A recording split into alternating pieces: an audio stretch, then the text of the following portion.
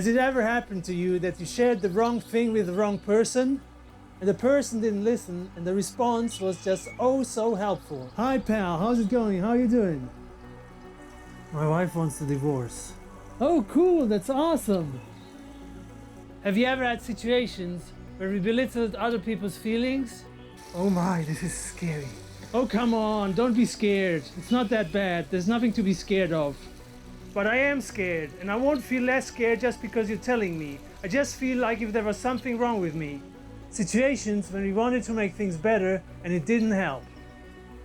I was betrayed by my best friend. Don't worry, you've got many other good friends. Situations where we make people feel like if there was something wrong with them. You made a big mistake. Situations where we try to explain each other's feelings away. You feel like this because you don't understand. I understand. If you had done what I told you. Situations where we feel pity for each other. Oh, Situations where we try to comfort each other's feelings away. Oh come on, it's not that bad. It could be a lot worse. There are people in situations a lot more difficult than yours. Think about those people in Africa. Situations where we try to advise each other's feelings away.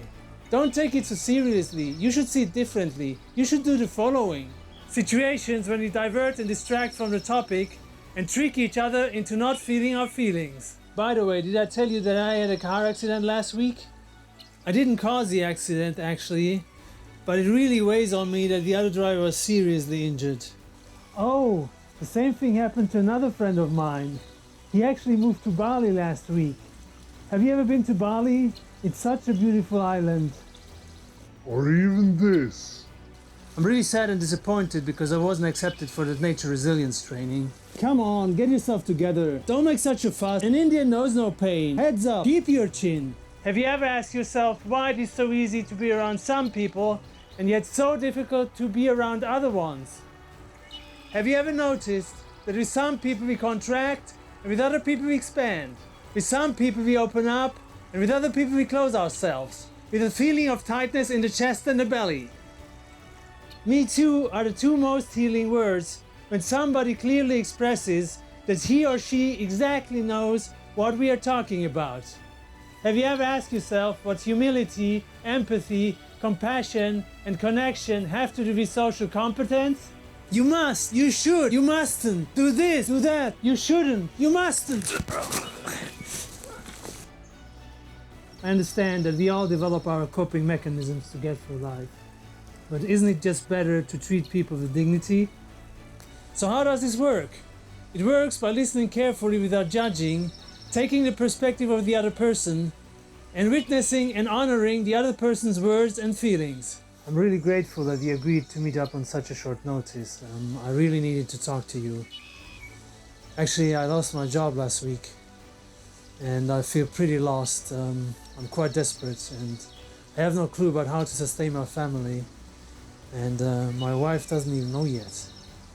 You need to have the strength to face the other person's feelings and also to express that it's perfectly okay to be present with what is alive in the very moment.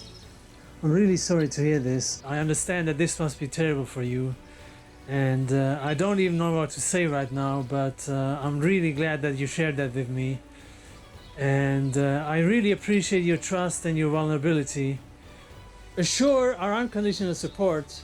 The only thing I would like to tell you is that I'm with you in this.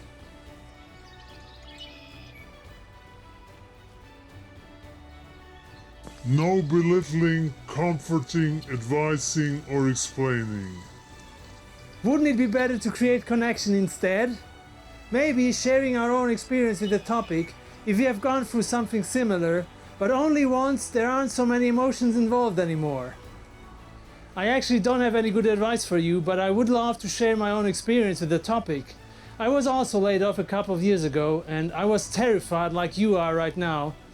And until I realized that it was a wake-up call and a kick in the butt to start my own project and to take that risk, and it was worth it because I'm really fulfilled and happy with what I do now with my life. From early childhood on, we are made believe that our feelings are somehow inappropriate.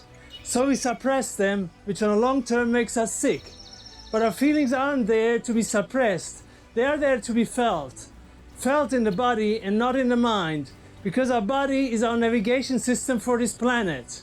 It tells us what is good for us, what is bad for us, and what is right and wrong for us. If we're not in touch with our body, we can be lied to, manipulated, and put into fear, like is happening right now globally on an enormous and incredible scale.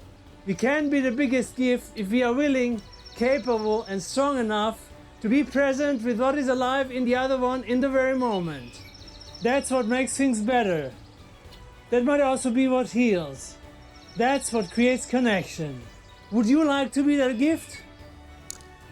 Have you ever heard about the magic of lighting a fire and what it can tell us about ourselves?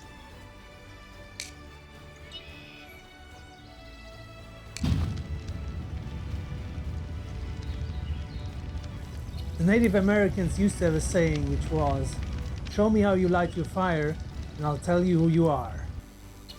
Who are you after lighting the fire? So, if all this has made you curious, feel free to join us on our upcoming nature resilience, social competence, skills workshop. This is so difficult to pronounce. And let's spend a day at stunning locations with exercises, talks, and a fire ceremony for a day full of lightheartedness, ease, adventure, and magic.